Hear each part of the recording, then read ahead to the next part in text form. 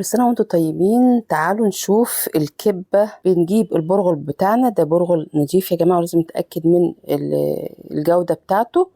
وعلى قد البرغل بنضيف المية المغلية مش مية دافية، عشان تساعدنا على ان الحباية تنفش معانا وبتبقى طرية. وهنا مثلا ضفت 4 كوبايات من البرغل، بزود كوباية وبضيف 5 مية عليها واسيبها ساعة على جنب، ونشوف نعمل باقي الخطوات ازاي لحد هي ما تاخد السوا بتاعتها وتنفش براحتها. غطيتها بالستريتش راب وجبت معايا 4 حبات بطاطس هنا قشرتهم وهسلقهم على ما الكبة تعدي الوقت بتاعها. هنا عصقت اللحمة بزبدة، بمكعب زبدة وبصل ملح وفلفل وبهارات، وسهلة جدا وبسيطة. وبعد ما عصقناها هنا ضفت عليها 2 معلقة كبار دبس رمان، يعني بعتبره أساسي وانتي براحتك. معانا هنا مكسرات المتاح، طبعا عندك اي حاجة متاحة، سوداني، عين جمل، اي حاجة بتقطعيها صغير على قد ما بتقدري. يعني ما برضاش انا عامها قوي في الكبة، انا عاملاه مجروش على ايدي كده، وببدأ اقلب كويس قوي وبدمج اللحمة مع الدبس الرمان مع المكسرات بتاعتنا. خلاص هنا ساعة عدت بتاع البرغل، وهبدأ انا نشوف هنعمل ايه. شوفوا هنا الحباية نفشت خلاص كده وشربت المية كلها. بضيفها هنا في حاجة اوسع شوية عشان ابدأ اشوف هعمل العجن بتاعتها، بس هي بتحتاج وقت كويس قوي. هنا عملت البطاطس بوريه عشان تساعدني وضفتها هنا ملح وفلفل وبهارات وبصل بودر، واهم حاجة يا جماعة البابريكا. هنا 4 معالق نشا او دقيق المتاح عندك، الاتنين واحد.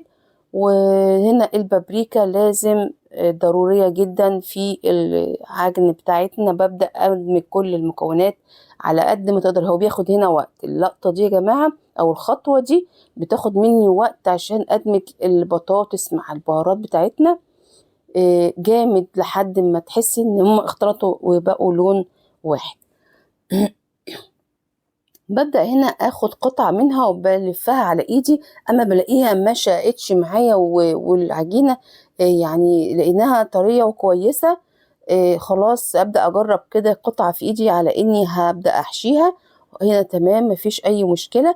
لو لقيتيها محتاجة شقات يبقى محتاجة شوية مية معايا. هنا ده المكبس يا جماعة بتاع الكوبيبة، ممكن تعمليها بايدك. انا هعمل لكم اول واحدة كده بايدي، بعمل تجويف كده يكون متساوي عشان احشيها باللحمه، خليط اللحمه اللي احنا عاملينه.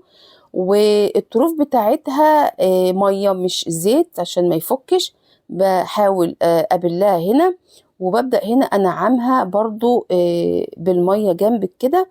تبدأي تاخدي الشكل اللي هو المتعارف عليه في الكوبيبة دي، كده يعتبر كوبيبة يدوي.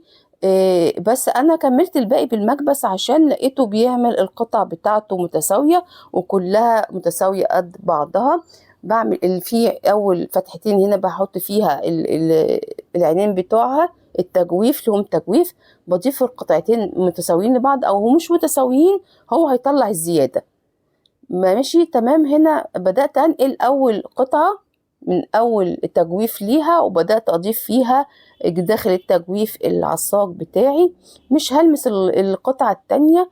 وبالاسترتش راب او الكيس اللي انت فتحاه معاكي عشان طبعا ما يلزقش في المكبس نفسه، بقلبه كده، بقلبه عليها وبضغط تاني كده للأخير. ده يعني بيخليه بيجمع على بعضيه تماما، وأي زيادات هنا بيسيبها بره وبترجعيها تاني مع الخليط بتاعنا.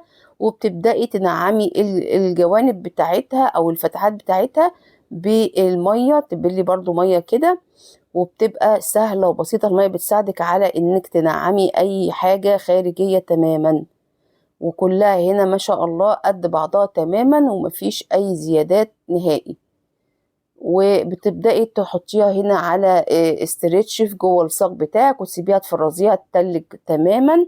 وبعد ما تتفرز بتبدأي تعبيها في علب بتاعتك، فواصل ما بينها استرتش راب في اي علب متاحة عندك، وتبدأي تقليها وهي مجمدة زي ما انت شايفة كده. والف هنا وشفا ولايك وشير معايا، ويلا جربوها قولولي رأيكم فيها ايه.